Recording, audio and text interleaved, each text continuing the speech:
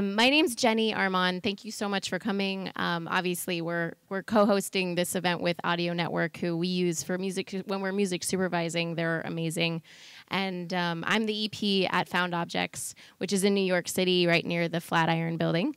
Bevan knows a little bit more about me, and she wanted to introduce me. So I'll let you guys listen to Bevan about me. And then I'll Yeah, guys, hi. Just wanted to say a few things about Jenny. Jenny is the EP of Found Objects, as she just said, but she's also been in advertising for over 11 years now. She started in Virginia as a local DJ, and then she went to Publicis, finding music for new business pitches, before she went on to learn the ropes at Yessian, Amber Music, and Butter. Getting back into the agency, she went to Tribal DDB, where we actually met, and now works at Found Objects for over 2 years. And she works with Audio Network when music supervising films.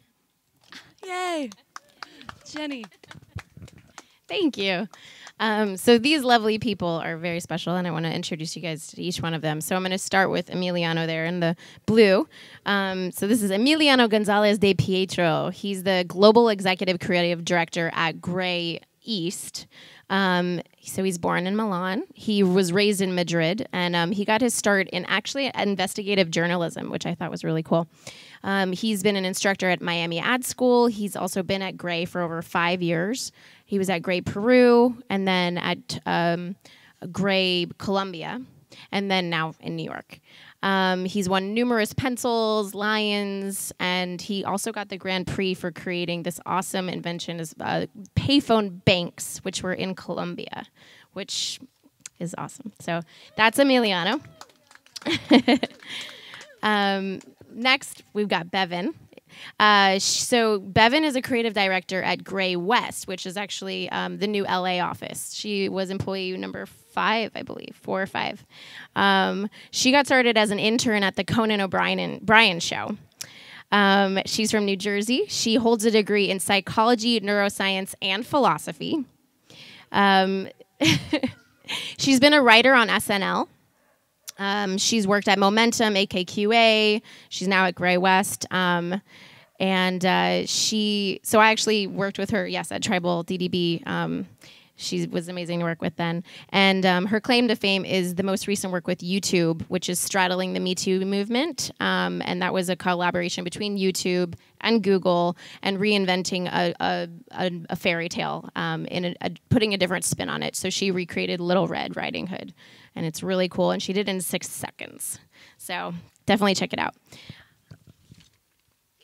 Yes, go Bev. Then we have Jay Wadley down at the end. I know Jay. He is the founder of Found Objects. He's also one of the head composers as well, along with Trevor Grekus, who is here in spirit. He received his master's in music composition from Yale. That's where he met Trevor. And he began his career orchestrating for Rufus Wainwright, Mark Ronson, Calexico for operas and orchestral performances. His original score for Lionsgate, Indignation, was listed as the top 10 films of 2016 by IndieWire. He's also worked on The OA on Netflix, if you've seen it. I love it. Vice on HBO, and the upcoming film Adam, which was directed by the Transparent director-producer Rhys Ernst. His ad work has received AMP, Clio's, Webby Awards, Cannes Lion, and the Hello Flow for Cannes Lion is also up to 43 million views now. It's really funny, so you should check it out. That's Jay. And finally, we have Ali Johnson. He is the global head of music here at Audio Network. He's based out of the UK. He oversees staff, composers, along with client services, and he's done this now for over 22 years and been in this business. And he holds a music and philosophy degree as well as jazz studies degree from Leeds College of Music. And he started his career as a musical director and conductor in the UK and has worked in music supervision and also the head of sync at Warner Music in the UK as well. That's Ali. Okay, so obviously this panel discussion is a little bit different. We we didn't want to necessarily force the issue of music, but we do think that there is a very important part of listening. So if you guys can just take a minute, let's just take a moment to just take a deep breath and just like in through the nose, out through the mouth. Just one. It's good. So this is the power of listening and becoming a mindful leader. I thought it was a really important topic for us as an industry because I don't think that we take that as seriously as we should. I feel like it's go, go, go, go, go. And these people that are sitting in front of you are really good advocates of this, and they allow a few different perspectives of how to approach this as a leader, because I think we're all leaders in our heart or in our office, and I think it's a really good trickle-down effect. So the first one is, it's such an ambiguous word, mindfulness. I'm curious, and I'd love to just go down the line with you guys, and we can start with Jay or Ali. Let's start with Ali if we're closest, about what mindfulness, like what does that word actually mean to you? How do you define it? Hi, everyone. Well, actually, one of the big centres for mindfulness is in Oxford, in the UK, which is just a few miles from where I live. And so my wife has studied that course. So I'm familiar with mindfulness very specifically because of that and what it's meant for her. I think for me, I think it's, as you say, you know, with the sort of amazing careers that we have working in the creative industries, you know, we're all human beings interacting as human beings do on an emotional level, but also the substance that we work with day to day, the creatives we work with, the musicians we work with, they're also emotional. And I think that exchange of working with a highly creative subject matter means that, you know, with all our interactions, the way we we act as people and the way we interact with our colleagues, you know, it's also crazy, or deadlines and the work that we're doing is so, you know, can be so emotional. It's really important that we can take a step back and consider how we're behaving, how we're interacting. Think about when you're talking to a composer about, you know, the work that they've given to you, be mindful as to how they feel about it when you're giving feedback. I mean, even when, like with my A&R team, you know, they get very passionate and emotional about the work they're presenting to the rest of my team. And, you know, thinking about if they present music, that's something that's very, very, very important to them. And I think just we're very lucky to work in a highly charged creative industry, but at the same time, you know, that has a load of emotional context wrapped into it. So it's really important that we think about that when we're thinking about how we portray ourselves, but also how we're interacting with people as well. So mindfulness, I'm so excited about this topic because it means a lot to me, and it's been my savior in a lot of things, because I know a lot of the people I work with are here, and our industry is all consuming. So it's really important to stay connected to your body and really listen to your body. And it's just something that we don't talk about a lot, you know, being in tune. And for me, mindfulness is how comfortable, I can measure it with how comfortable I feel in my skin. And if I need to pull back and kind of reconnect with what gives me calm, with breath, with presence. As I'm hearing you breathe, Emiliano, it brings me back to the moment, like Ram Dass says, be here now. But that's really big. You know? It's true, though. Like we're so bombarded with so much information constantly. I have this thing at my desk that says breathe, and it's the only thing there because I forget. And I realize when I'm feeling overwhelmed, I just need to go back to that and just being present and here, like right now, rather than what's happening in the future. What am I doing? It's so easy to say, but it's so easy to get caught up. So I'm glad we're talking about it.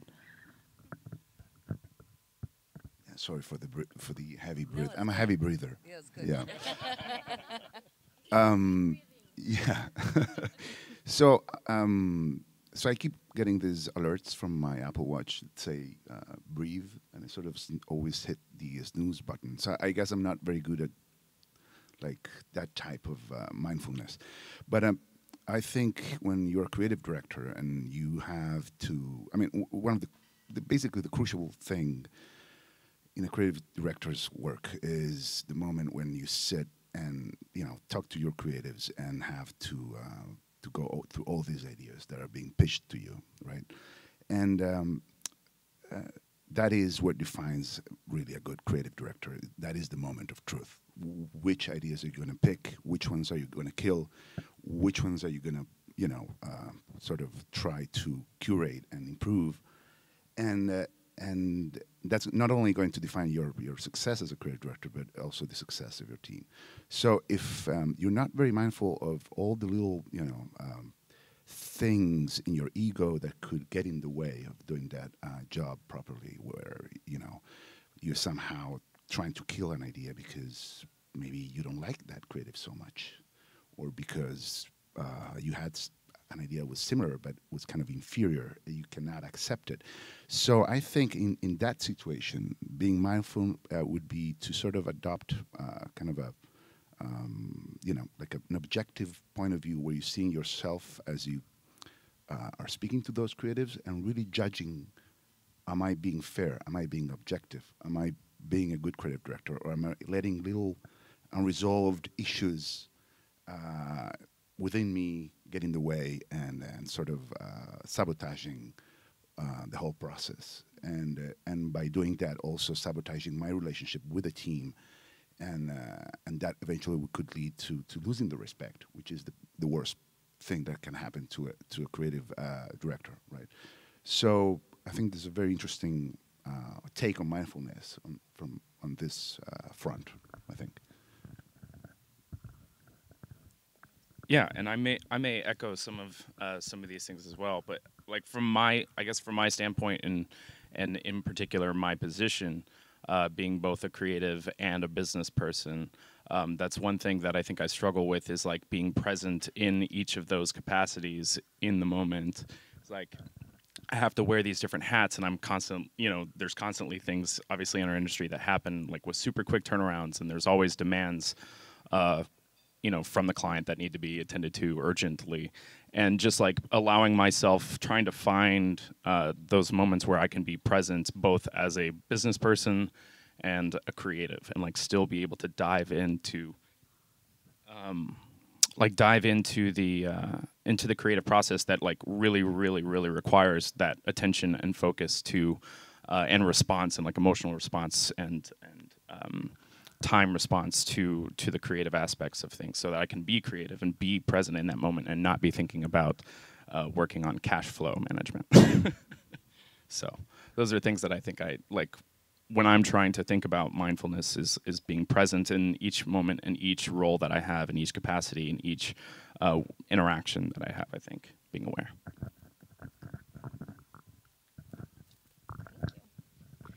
That was awesome, you guys. It's interesting because I think everyone in this audience probably defines the word mindfulness in a different way. And even with the media, is it meditation? Is it self-love? Is it self-care? Like, what is it exactly? So it's really cool to hear different perspectives of this and the way that it's integrated into work. And just to point out, I love what you said about that, Emiliano. It's really hard to kind of put your own ego and yourself away from it and allow the team to really shine through sometimes, I think, as a leader too. So thank you for pointing that. He said, especially when you're an only child like me. I'm one of 4, so it's the same. Don't worry. So I know me personally, I have definitely experienced burnout in this industry. I literally had to leave and get my teaching degree and come back to it. I just couldn't. I just had to take a break and really come back to it with a fresh start. So if you have experienced burnout on this panel, just raise your hand. Any type of burnout? It's okay if you have or have not. Don't be embarrassed. But I'd love to hear, Bevan and Jay, what activities or practices that you help to really get you back on track with that. And then maybe everybody can integrate that in to prevent burnout as well. I guess it's a scale of burnout. But when you feel close to it, when you feel like you're like, I'm hitting where you're like, I might have to leave my job. Like you're not taking care of your body and your mind. It's a moment where you have to stop and look. And I know like a lot of the people I work with are here. And probably like 6 months ago, we're very ambitious. We're working like day and night. And I just was losing myself. And I started going to Mindful in New York every morning and doing 30-minute sessions with them. And then I started being really regimented about having my exercise after that and then not having work get in the way of that and being very clear, communicating that this is the time that I exercise. This is like, it's not a compromise. Of course, like we have situations you have to go to a meeting or whatever, but that structure and that communication really helped shift for me. And my friend Danielle that I work with was like, I really can see a shift in the way that you interact and work now, because like your whole demeanor is different after you started meditating every day and implementing this. And I just felt more present and sane, and it brought me back to loving and enjoying my work again, which I'm crazy about what I do, but it can get crazy, and when you lose yourself, there's nothing left. So you have to stop and care for yourself. I'm all about that self-love. Well, this is something that actually I personally have struggled with a lot, because I've been, I started Found Objects like 10 years ago, and for the longest time it was just me and my business partner, and like trying to do like all of these different roles at the same time. And for many, many years I was working essentially, like I was lucky to get out at like 9 or 10 p.m. and also working both days on the weekend. So overworking is something that I've like definitely had to do, and I for a long time thought I could actually like push myself through it, like actually just like work. Just if I kept my head down and focused on it, then I'll push through to the other side and I'll get there. But there's a limit, and I think for me, like integrating as of lately, like exercise routines, like being more regular about that, just like taking some mental breaks and trying to just like give myself actual out times where, regardless of where I'm at in something, is like a cutoff time, is something that I'm trying to do. But also, I think for me as a creative, on the creative aspect of things, it's always when I find myself drifting into projects that aren't like authentic to kind of who I am.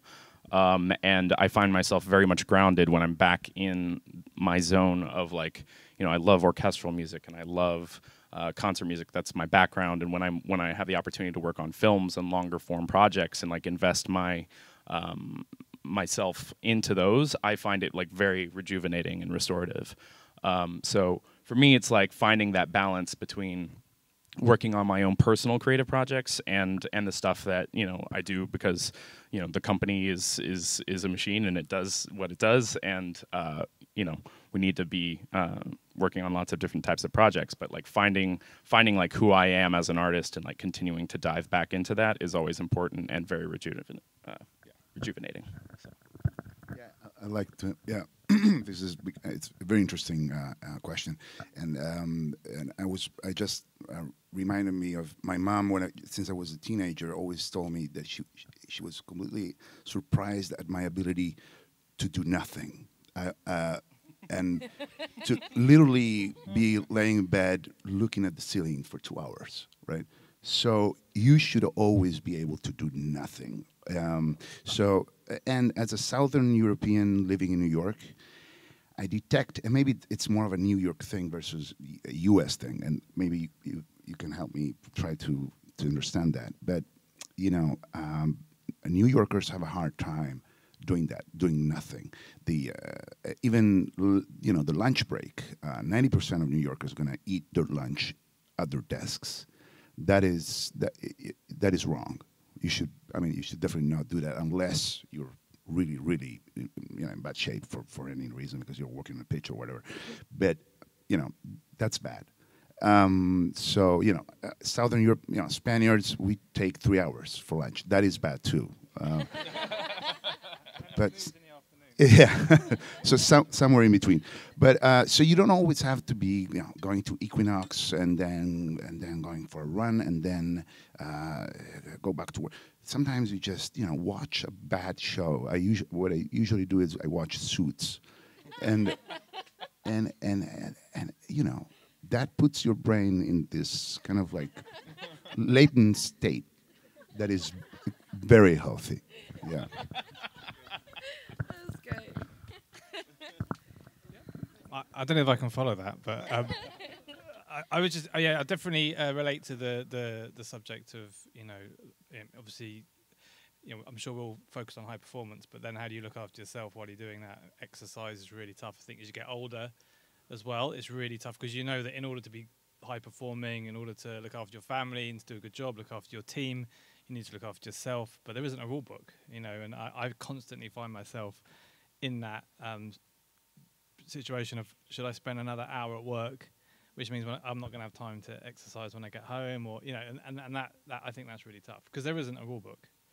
So that I think that duty of care not only to yourself, but I think also, and maybe we'll go on to this, but also I think mindfulness is definitely about yourself and your well-being. But I think more and more, and something we're talking a lot about at Audio Network, is how to, engender an amazing team culture within your teams and your departments. And then there's a mindfulness, I think, which is more of a group mindfulness as to how you can be effective as a team and how you have a degree of empathy for each other, which ultimately enables you to be really high performing. So I think that's an interesting, counterbalance to the mindfulness being about yourself, but it's also about, the team that you work with as well.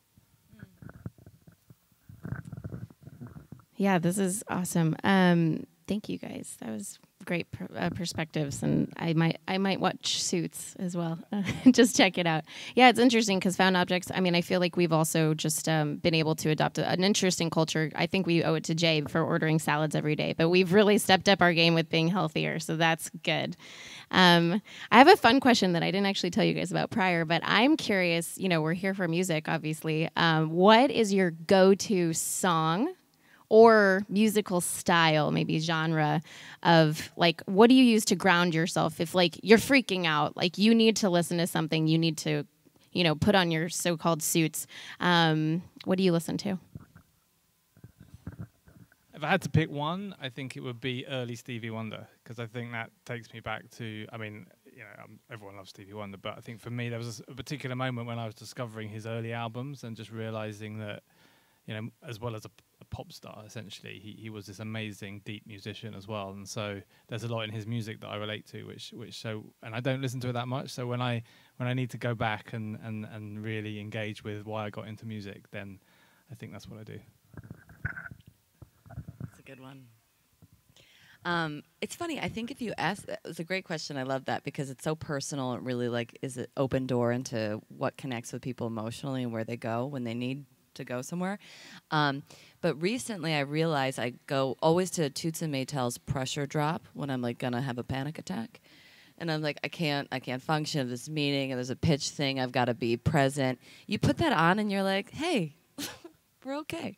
It's just there's no way to be stressed when you hear that. It's so happy, chill reggae. So reggae it makes everything else feel like a joke, like we take our lives too seriously. It just takes me to this silly, happy place.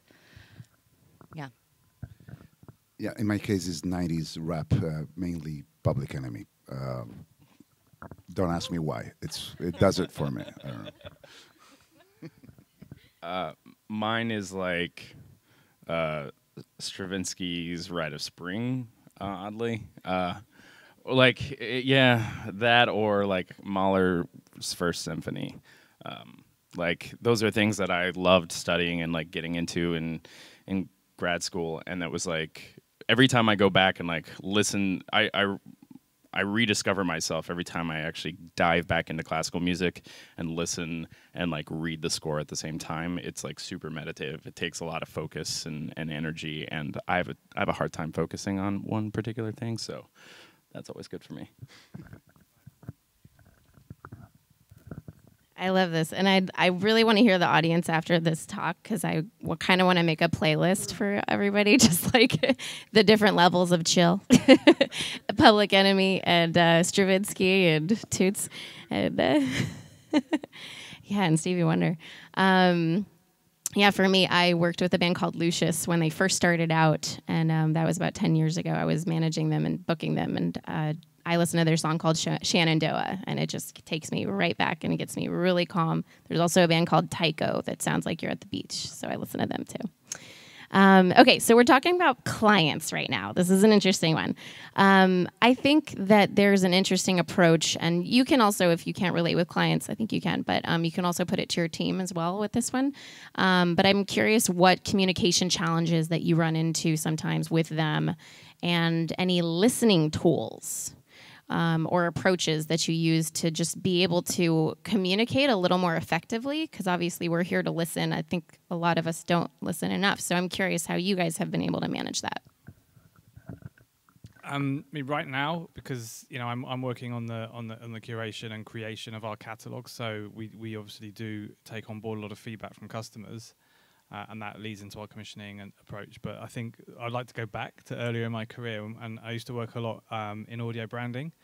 And I think one of the things we used to do, which I think is pretty much a staple these days, is creating mood boards out of music. And really, because music is emotional, it's hard to be rational about music. It's hard, often if you're talking to a client who is not musical, they might know inside what they want, but for them to express that in words that you as a musician can really get under the skin of, it's tough. So I think having a really good mood boarding process by using existing music is good.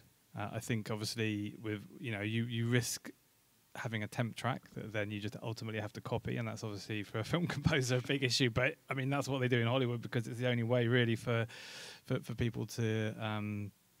Yeah, but I think again that's an interesting thing for that maybe there's mindfulness techniques for creatives who are not musical creatives but visual creatives to find ways to express what they mean musically. I mean, one of my interesting experiences working on a global Vodafone campaign when I used to do music supervision. And I remember they started off telling me that they wanted craft work, and after many hours sitting in edit suites in Soho ordering sushi, we ended up going and recording with the London Philharmonic Orchestra on something completely different. And that's the kind of journey you go on. And I think that was a lot of consultation and discussion because they just couldn't express what they wanted, but when they heard it they were like, yeah, that's it. So I think that's always an interesting journey. I think for me that what I've been focusing on a lot is emotional listening, which the meditation really helps with. But when you're in a meeting with people, for a long time I would just focus on the words and solving the problems that the words were presenting. But frequently, or most of the time, people are communicating more with what their needs are. Like emotionally, I ask myself, like, what are you really saying to me? Are you frustrated? Are you not feeling heard? Do you need more attention? Do you just feel like whatever it is, it's being present and sitting and not having my own dialogue or not reacting in a way, especially if someone's kind of coming at you. That's particularly the time you need to center and listen very closely to what they're emotionally telling you their needs are. And when you respond to that, it's a powerful connection with someone. And we felt that a lot with your partner at work, with people you work with. It's giving yourself to what people really need from you is powerful for both yourself and the other person, and particularly for building trust with clients when so much of it is, do I trust you?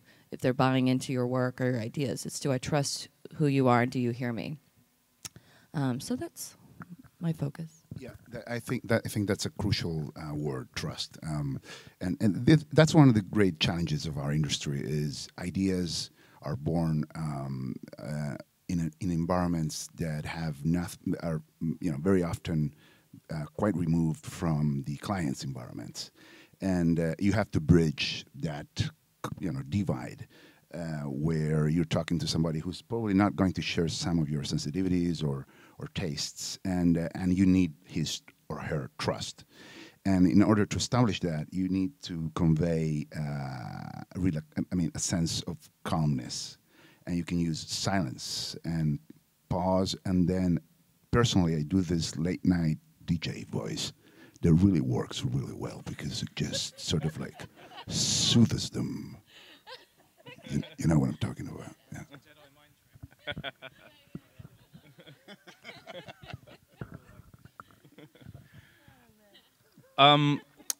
Well, yeah. So I think on the music side and or like as a creative, when we're talking, and I think this will echo what you said, Ollie.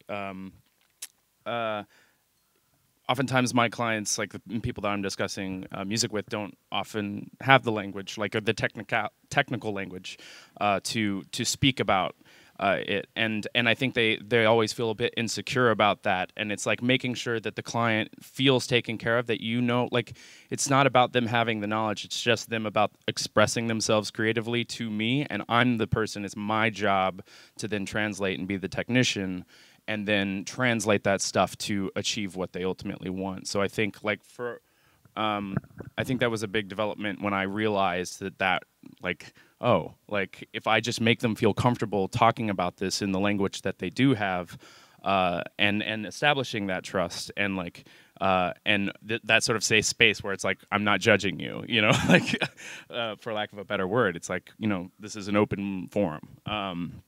Then you can really start to get to the bottom of things and have that sort of open, creative communication.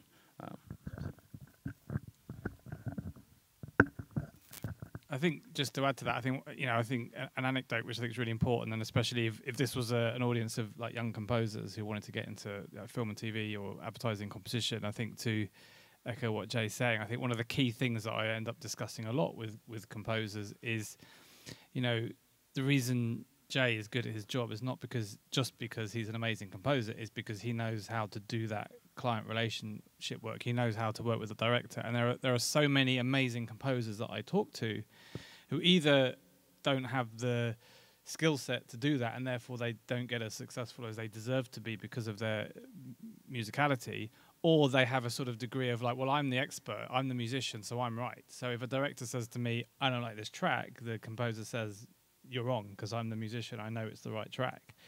And I think that's a really important aspect of what we do in the audiovisual medium is it's about us being trusted as the creators. But if you can't do that translation and that relationship management with your customer as a creative, then it's really hard to be successful. I think that's a really important component. I just want to add to that, because you hit a real thing. Like, it's very much the same as a creative director. Being creative, coming up with ideas, writing something. First of all, we're all creative, so that's a silly thing. But that's just the first part of it. The next part is communicating and listening and being present, as we're saying. But that's so much more. As I get older and work more, so much more of the people that I see that are successful in this industry excel not just in the creation of the ideas, but the humility that it takes to swallow it, push something aside, listen, and grow. So, would you agree with that? Fully. Okay. Fully. We got the okay. No, and it's really important. I mean, I think for all of us, it's really hard to speak client sometimes. And with music specifically, you have these very technical terms that people might not know, but I think it's really great that, to just take a moment and let them know that it's okay. Like, you're not going to be perfect. We're going to figure this out together. And I love that each one of you had your own way of saying that. I think also, it's a good thing, actually. There's a lot of research that says that being a creative is actually a form of stress relief. So just having that creative space within yourself and being able to create something, which is really cool. So we kind of all in this room or this beautiful backyard, have it inside of us, which is great. I'm curious if there is a process that you guys do, since creativity is so encouraged in this specific forum. What do you do to really get in the zone of being creative? We'll start in the middle. Okay, yeah. Okay, getting in the zone. So the routine helps, like the stuff we talked about, the meditation, the exercise, because you've got to be. I used to think when I was younger, it was just like you can't control it. It just hits you when you have ideas. But then you realize when it's your business, you have to control it, and you have to have it hit you whenever it needs to hit. So taking care of your mind and body is consequential to success. And when I don't do that, I'm not good at my job, and I can feel it. But there's just certain things, like I'm a big alone time person, and that's where I get my energy. And I think everybody gets their fuel from something different. Some people get it through communication or going out, but you have to know and tap into, where do I re-energize, and then create the structure so you can get your energy to then, when you're in the zone, block out all the other things. Tesha, my partner, knows that when I'm in a writing zone, it's like it happens, and I can't. If it's interrupted, it's gone. So you got to be like, it's so hard because we have meetings and calls. You have to like isolate yourself and let whatever's coming out come out, and then you can go and be distracted and do whatever else. But it's knowing what you need and then creating the boundaries and just being like, I can't be around people right now. I'm gonna go put myself in a hole to like write these scripts, and then, then we can BS all day. Sure.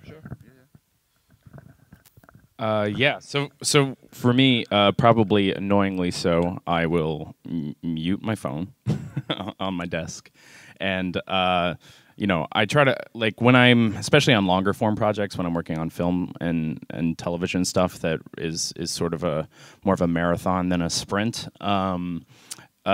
Staying in that zone and getting that sort of deep focus work is so very important, because it does take a lot of emotional energy to then, connect to the project, and like you're getting back into the world of creating within, because as a composer in the classical world, I used to be essentially just writing for my own pleasure. It's like whatever I wanted to write, I got to write. But when I'm writing on a film or writing like on an advertising, it's a collaborative process, and I have to transport myself into the mind of whoever the creative was on that project to be able to effectively communicate what they were trying to get across. So when I'm working with directors, it takes like a good hour to get into that zone, just to like listen to the type of music that I'm inspired by for this film. And it kind of becomes once I'm there, like, it becomes sort of a form of meditation. It's very, very, very focused. I can spend 6 hours just like churning away at it if I'm in the right headspace. But for me, that like means I can't get calls. I can't be distracted by Facebook. I log out of my Facebook. I log out of my Instagram. I turn off all notifications on my phone and just like allow myself to not be disturbed. And that's honestly the place that I feel like sometimes the happiest, is like when I'm like right there in that zone and focused.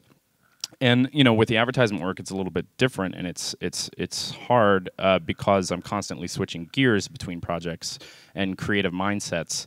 So like finding that way in to a project like requires a little bit of that prep time. So finding those different that rhythm, I think, is the biggest challenge.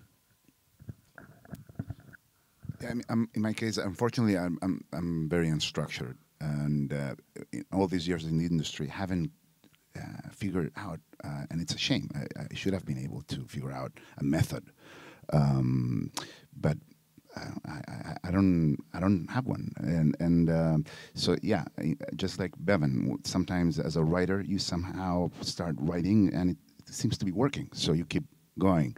And you try to, and as you mature as a creative, you learn to identify those, to really, identify those moments and cherish them. When you're younger, maybe you don't really realize. You sort of think it's always going to be like that, and then you realize it's not. As you get older, you say, "Oh shit, it's happening," and it's not going to happen ever again, or maybe next year. So I will not answer those emails. And and I will not get distracted and take advantage of this thing, right? And it happened recently. I had to write this script for a case video, and I was really struggling finding the right angle.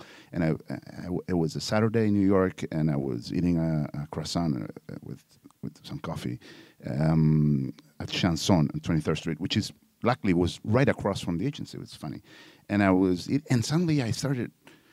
Shit, I was seeing the angle for that case video. So I said, okay, I have to actually go into the building and, the gray building and write this thing, right? And I hate how it sounds, because it sounds like you're trying to sort of, oh yeah, I'm a genius and, I get all these crazy ideas. Of course not, but there's no method. Unfortunately, that's a cause of stress and anxiety and that's unresolved. It's, it's a part of being a creative that kind of sucks, because an accountant, he opens his Excel, charts, and he's okay. He's going to be doing that, and it's fine. It's sometimes it really sucks. Yeah, but I mean, the good thing about being in this industry for more years, you have to write less scripts and more emails, and you don't really need to be inspired to write emails. So that's okay. I just want to add something to that because I know you. We worked together in New York, and it's interesting you say no method because I think there is a thing to what you do, and what struck me about you, and it's unique in New York, but it's a enjoying the moment, it's enjoying the rosé, it's loving the croissant, it's let's get outside, let's have a heavy laugh. It's like addicted to the adrenaline too. Like you're always hungry and you're always afraid in a good way. Like when you say I don't know if it's going to happen, I think that's inherent to a creative person. Like you're not like, yeah, this is what I am. I'm like, you're not so confident where if you are, you stop creating. You've got to be scared. And so when it happens, you're like, oh shit, let's get this down. This might be all I got. Yeah, that's a great point. Panic helps a lot. I think a lot's been said that I agree with. I think the two quick things. I think one thing I read recently that was really interesting could apply to music, but was more about design. Is the book called Creative Confidence, which is by the IDEO guys. So talking about design thinking and actually putting yourself in the place of the customer. And a good example from that book was a guy who had to design a new MRI suite for kids at a hospital, and the kids were all freaking out and they wouldn't go in the MRI. So he was just given a brief and if you try, but what he actually did to achieve that is he went and spent a week working in the hospital as a member of staff, and that gave him all the inspiration he needed to come up with an amazing solution. So I think that's almost, I'm sure many people do that, but that seems to be a newer way of thinking, of actually really putting yourself in a customer environment to stimulate your own creativity. I think as from my perspective, I think it's much harder now as obviously I don't write music for a living, but I definitely aspire to do more writing. And what I find difficult now compared to when I was writing for a living is all the distraction. I mean, it's not just about family and children, it's more about technology,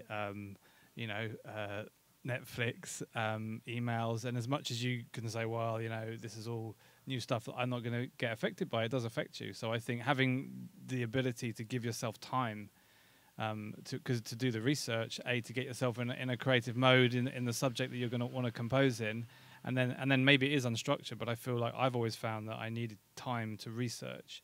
Like if I worked on a Brazilian production once, and I was writing music in the Brazilian style, so I spent about 3 months just listening to Brazilian music and researching, and then I had like an unstructured creative approach to it, of like just sitting down at the piano. But I needed to do all that work beforehand, and I think now finding the time to put yourself in that mode is so difficult because of all the distraction that exists.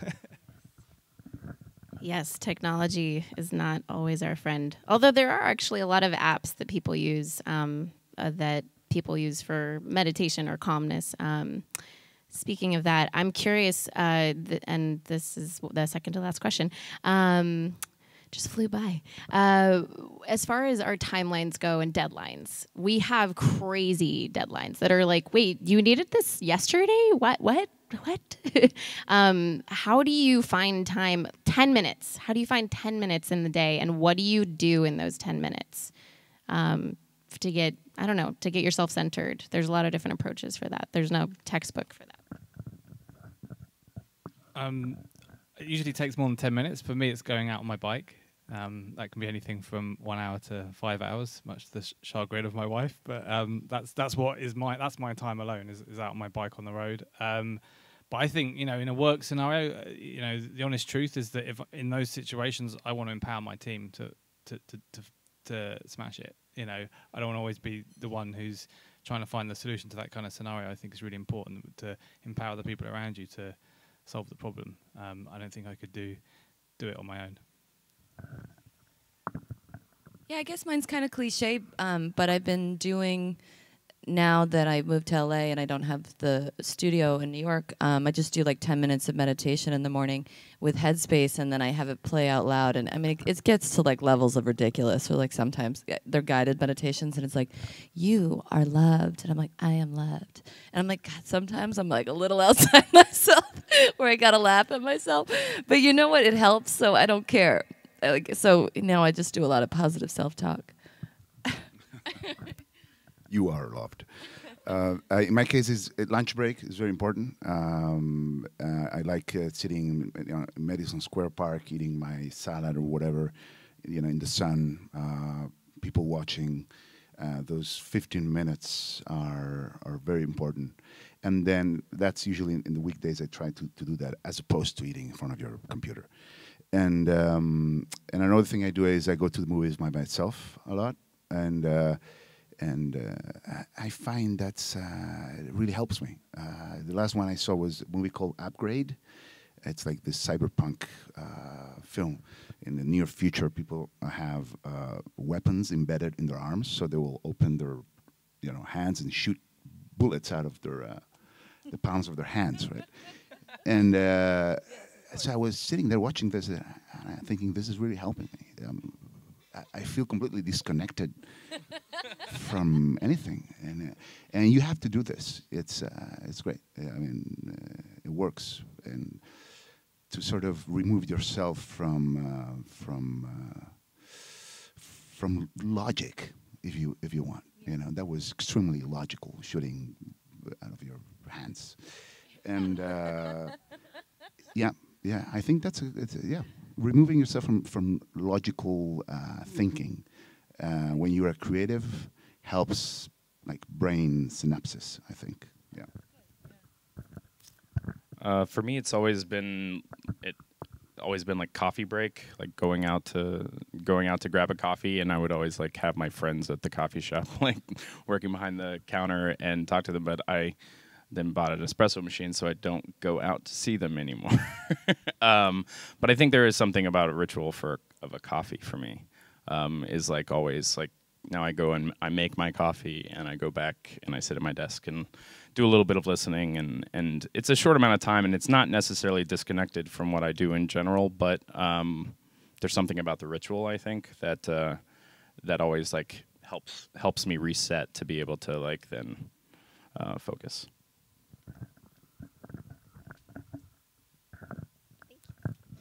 And if there are any other questions from the group listening, definitely just going to have one more question. So if there's anything, you can think of it now. The last question is actually for your team. I think we all manage people or work with people unless we're, siloed accountants. And is there anything that you personally have been thinking about bringing to that team out of this mindfulness, this self-care, self-love, more being present, anything like that? Is there anything that you have been interested in trying or tried recently with your team that's been effective? Yeah, I mean, it's quite relevant for us at the moment, Audio Network, because we're going through a process of team cultural work we have obviously our overall strategy and vision for the business, but then also as departments, we're looking at like establishing team culture and values. So that we know why we come into work each day as a team.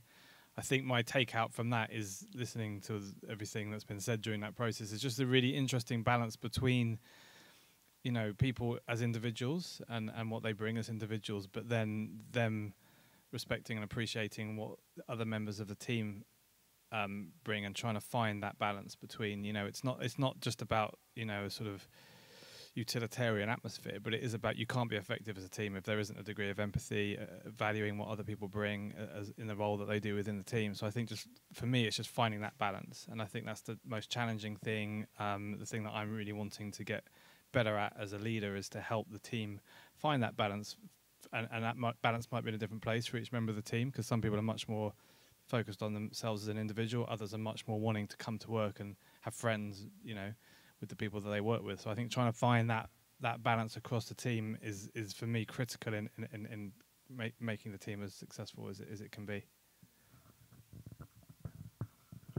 Yeah, and I think for me, the big thing is embodying an energy that I want other people to feel around me.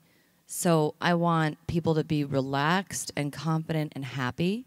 So I'm very aware if I'm not feeling that, if I'm putting out a vibe that's off, particularly if you're in a leadership position, then that's how people learn how to become leaders, by snapping or by doing whatever you do. So I'm almost hypersensitive to be like, have calm responses and being optimistic, and because that's what you get back, and because I feel like it's an honored role to be in a position where people look to you to see where their own career growth is going to go. And that's I take that responsibility very seriously, and when you give good energy to people, you get it back when you're not feeling right.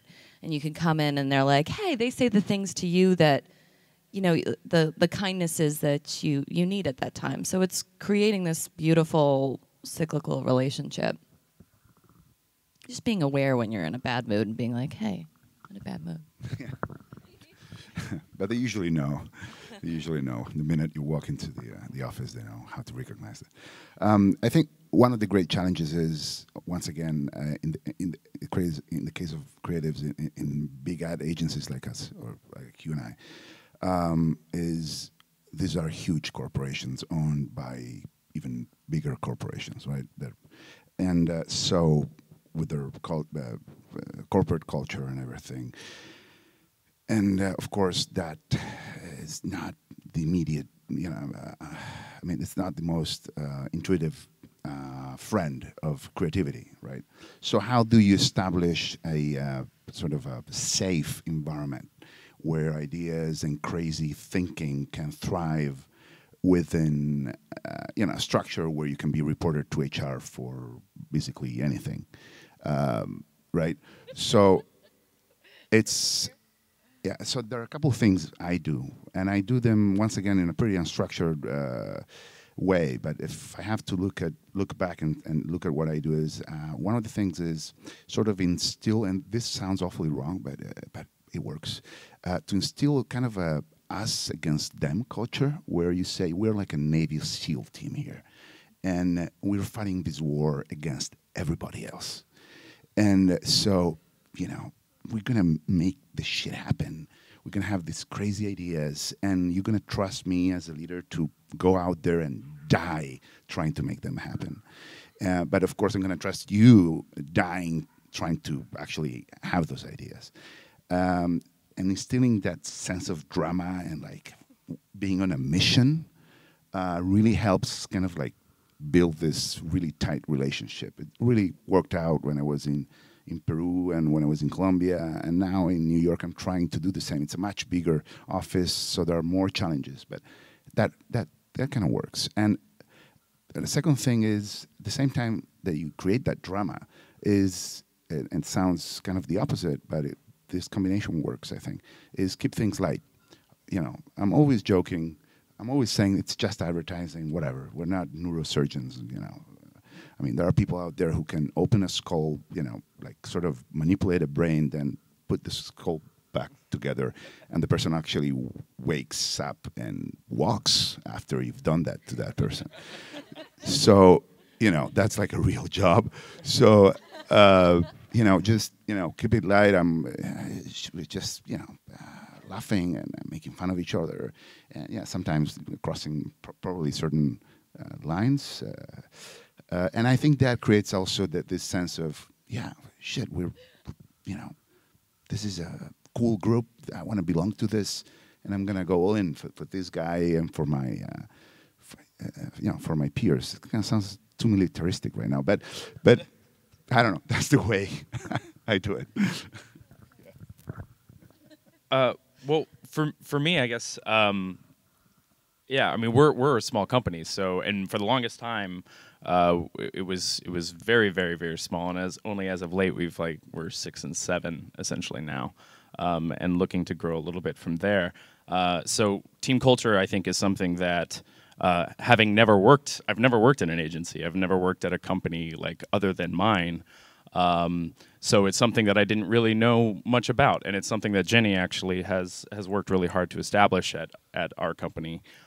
Like taking lunches and spending time together at lunch and always having that hour where we're going to sit and just like talk and get to know each other. And we've been talking about doing like team vacation, team building stuff over the summer, just because it's not something that like we very much had, like, really, because it's always been a very, very small group. But I think I'm very lucky in that our team is very much a family, and we have a lot of love for each other, and so I think we're able to be there. And since it's a small team, you can have those strong one-on-one relationships that kind of keep things healthy. So.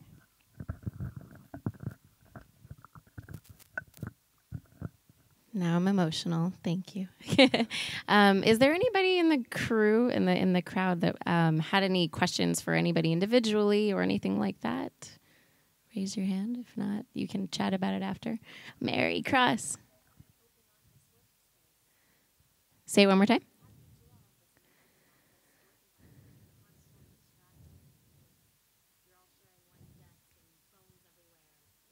How do you do mindfulness in an open concept office where it's open, everybody's doing everything, sending emails, the chaos, right? Do you have it for someone specific or the group? The group. Okay, we'll start on Jay's side. I have a soundproof recording studio that I can lock myself away in and mute my phone. No, yeah. Well, actually, it's something that we're having to face a little bit more just because of our growth. We're running out of space, and like learning to let people have their space to be able to focus and not be on top of people or having two calls in the same room or things like that. So we do have these these little private spaces where you can go and get a little away from each other. So not necessarily as applicable to me in a smaller scenario, but I think it's important to be able to give people space to be able to have focus, but that's on us.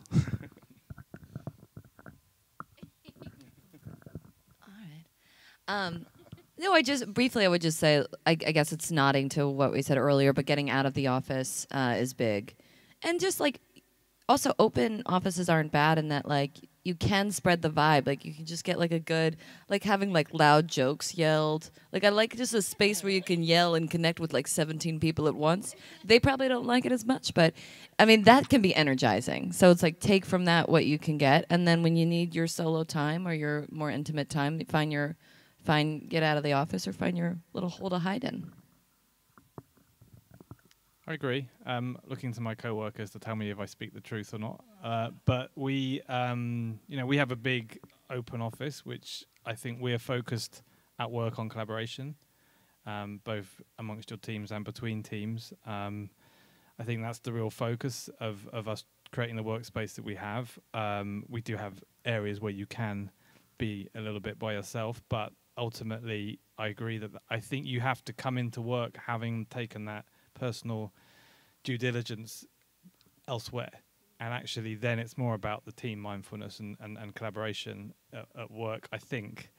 Is that right, guys? Yeah, I think that's probably the balance that we have. I mean, me and my team are very lucky. We do have a purpose-built listening studio, which the rest of the company use as well. So we get in the work that we do get the opportunity to go into a quiet space and listen to music but that's still group work. It's not individual work. So.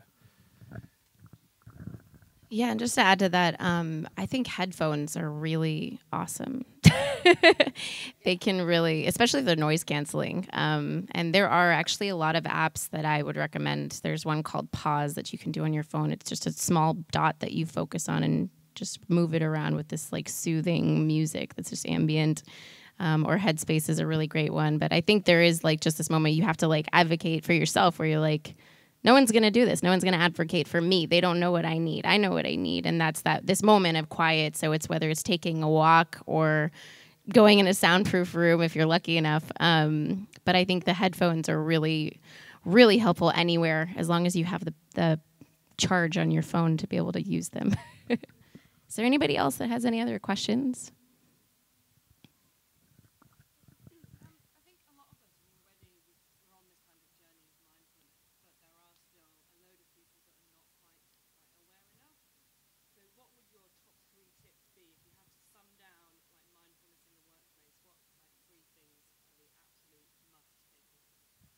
The top three tips of mindfulness in the workplace.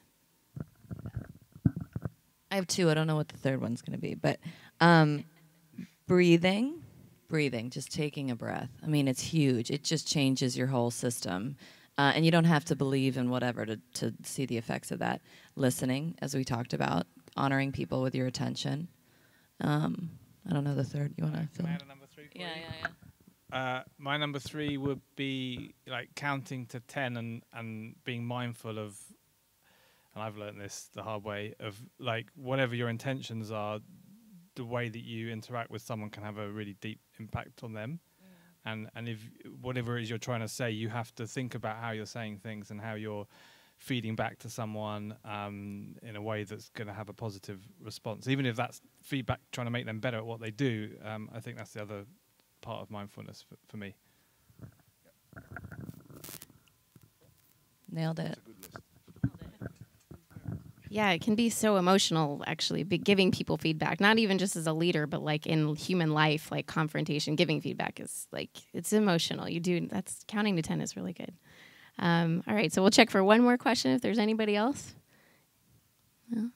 All right, well, thank you so much, you guys. You've been amazing audience members, and I personally have learned a lot today. I'm going to start doing now, so hopefully you learned something too, and enjoy the pool. Thank you.